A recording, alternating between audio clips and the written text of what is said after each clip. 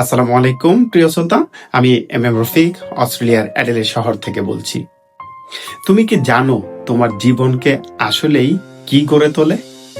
সৌভাগ্য নয়, কপাল নয়, বরং প্রতিদিন তুমি নিজের সাথে যে কথা বলো সেটাই তোমার ভাগ্য লিখে দেয়।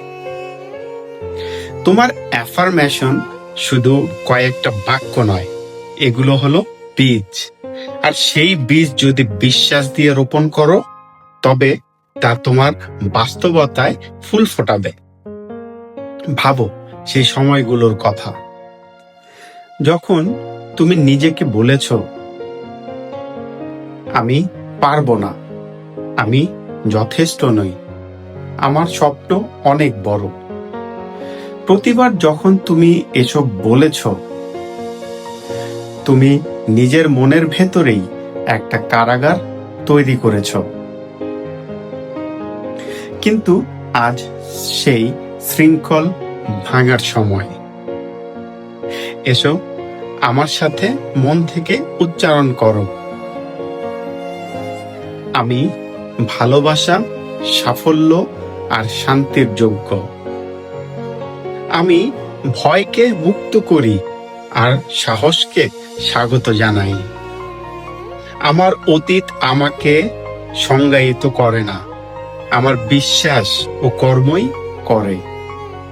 প্রতিদিন আমি আরো শক্তিশালী, জ্ঞানী আর আমার গন্তব্যের কাছে পৌঁছে যাচ্ছি।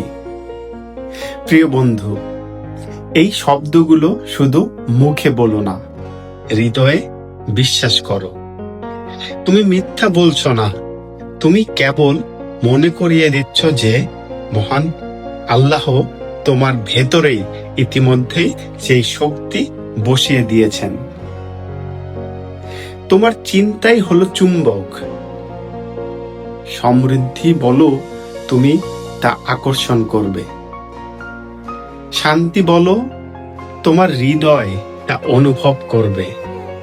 জয়ের কথা বলো, তোমার পদক্ষেপ সেই পথে এগিয়ে যাবে। মনে রেখো, অ্যাফার্মেশন কোনো জাদুমন্ত্র নয়, এগুলো হলো তোমার প্রকৃত সত্তার প্রতিচ্ছবি। যে তুমি আসলে কে আর কেমন হতে চলেছ, আজ কি প্রতিশ্রুতি দাও নিজেকে। নেতিবাচক চিন্তাগুলো আর কখনো তোমার গল্পের নিয়ন্ত্রণ নেবে না।